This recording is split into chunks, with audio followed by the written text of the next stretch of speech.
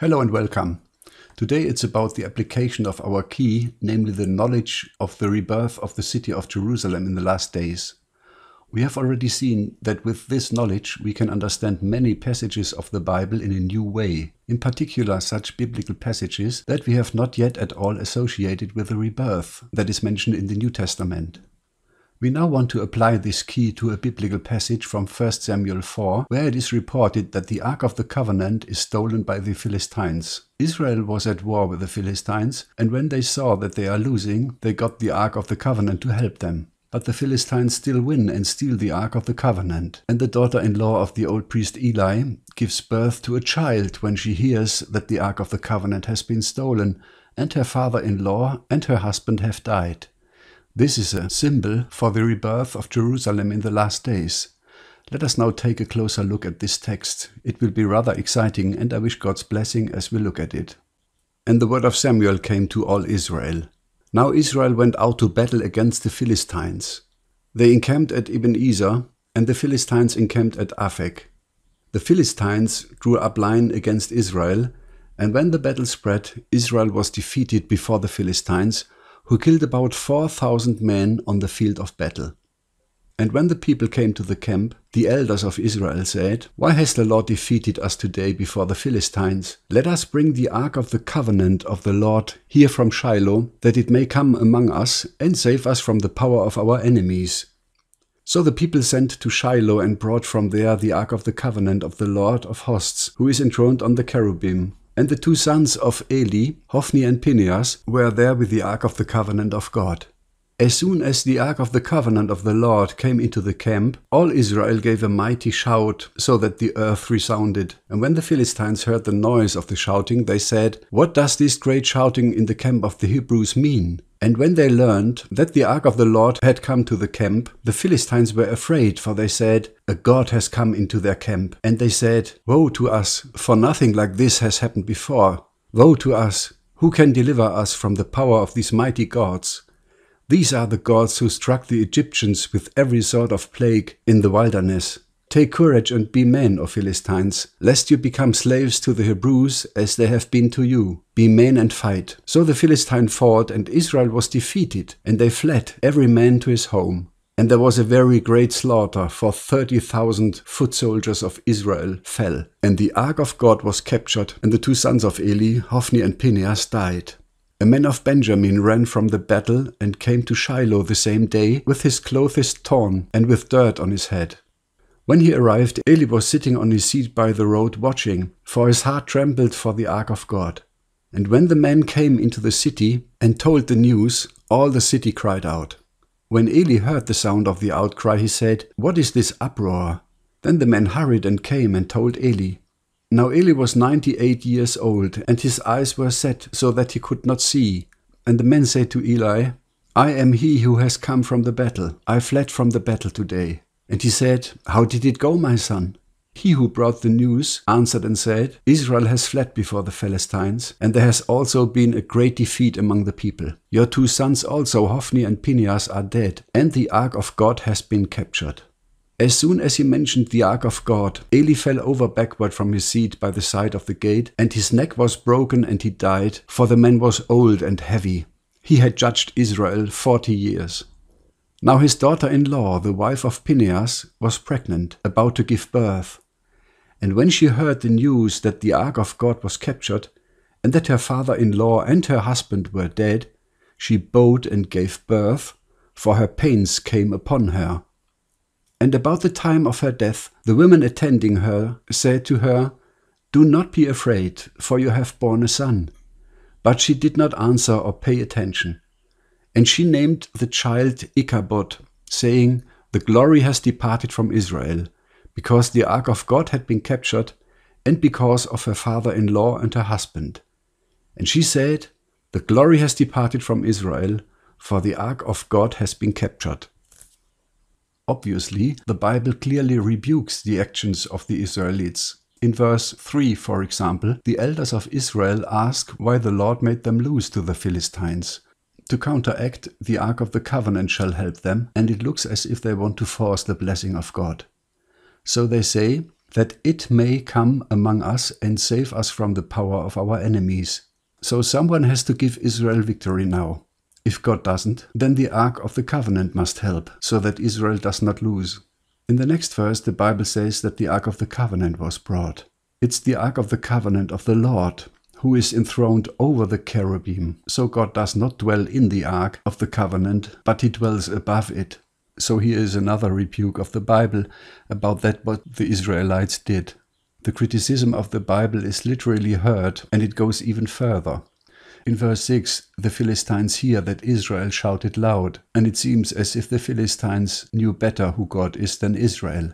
So it's written in verse 8, "Woe to us, who can deliver us from the power of these mighty gods? These are the gods who struck the Egyptians with every sort of plague into the wilderness. Take courage and be men, O Philistines, lest you become slaves to the Hebrews as they have been to you. Be men and fight." The Philistines know better than Israel that God is to be feared, and we can see here in what a bad spiritual condition the people of God were in. And that is why the Philistines defeated Israel. That's written in verse 10. So the Philistines fought, and Israel was defeated, and they fled, every man to his home, and there was a very great slaughter, for 30,000 foot soldiers of Israel fell, and the ark of God was captured, and the two sons of Eli, Hophni and Phinehas, died. At some point the news of the stolen ark of the covenant and the lost battle reaches Eli. Eli was 98 years old, and his eyes were blind. He couldn't see anything anymore, and he was a heavy man. He had become old and blind. He was clumsy and immobile, so he was no model for a spiritual leader of Israel. Moses was very different. He had remained young into old age and had good eyes. He was awake and alive for his God, but with Eli it was quite different. So when Eli hears about the lost battle and thought about the Ark of the Covenant, he fell and died. As soon as he mentioned the Ark of God, Eli fell over backward from his seat by the side of the gate, and his neck was broken and he died, for the man was old and heavy. He had judged Israel 40 years. He falls backward from the chair and breaks his neck. So he does not fall on his face, but he falls backwards and dies. So let's come to the interpretation. Eli is a prophetic symbol for the Old Covenant. The Ark of the Covenant is a symbol of the presence of God. God has departed from his people Israel and gone to the Gentiles. This is symbolized here by the Ark of the Covenant, which went to the Philistines. It is exactly what would happen over 1,000 years later. After Israel rejected and killed the Son of God, God rejected Israel and went to the Gentiles with his gospel. Today, after 2,000 years, everyone who knows the Bible understands that. The gospel came from Israel and went to the nations of the world. Everywhere in the world people have come to believe in Jesus Christ. Only his people Israel remains stuck in Judaism until today. So the Ark of the Covenant is a symbol of what God did 2,000 years ago. He came to us Philistines, to us Gentiles. Later, the Ark of the Covenant will return to Israel, but we will look at that later. 1 Samuel 4 shows us in a model God's salvation story. The Ark of the Covenant goes to the Gentiles. From Israel a remnant comes to faith, but the rest is hardened and remains in the Old Covenant, and is finally scattered among all the Gentiles. With Christ's resurrection and with Pentecost, the Old Covenant is ended. Eli is a symbol for this. He falls backwards and breaks his neck. A real dramatic picture. But now it becomes interesting, because the daughter-in-law of Eli was pregnant. She was the wife of Phinehas, and she was soon to give birth. She is a symbol of the daughter Zion, because when she hears that the Ark of the Covenant of God has been taken away, so that God goes to the Gentiles, she comes down and gives birth. This happened 2,000 years ago at Pentecost in Jerusalem. At Pentecost was the first time that rebirth took place. That means symbolically, the daughter of Zion gives birth. It's similar with the daughter-in-law of Eli. She gave birth when she heard that the Ark of the Covenant is gone. But she died at birth. And this also happened in Jerusalem. Although rebirth took place within her walls 2,000 years ago, she does not convert to her Messiah. Jerusalem remains in the Old Covenant and dies spiritually.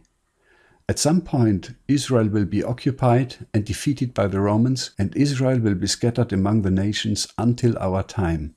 We are the generation that has seen this people come back into the land. The Ark of the Covenant is coming back.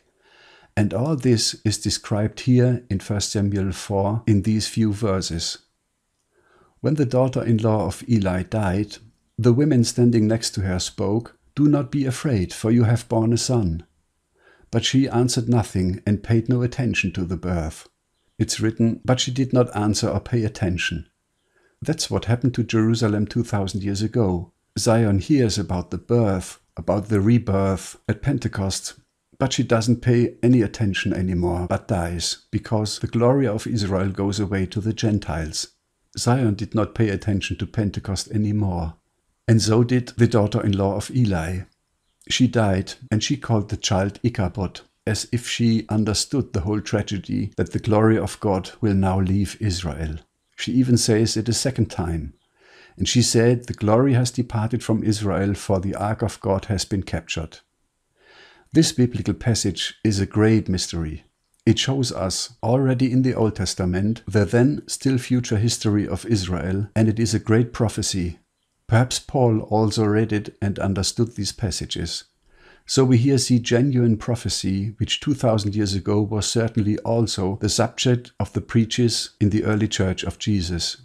But the story goes even further, because the Ark of the Covenant comes back again, and that is a prophecy that is still future for us as well.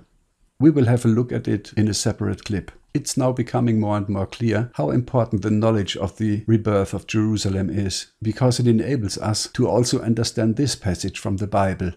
What a great grace of God. That was briefly my opinion to 1 Samuel 4. I wish you a good time and may God bless you.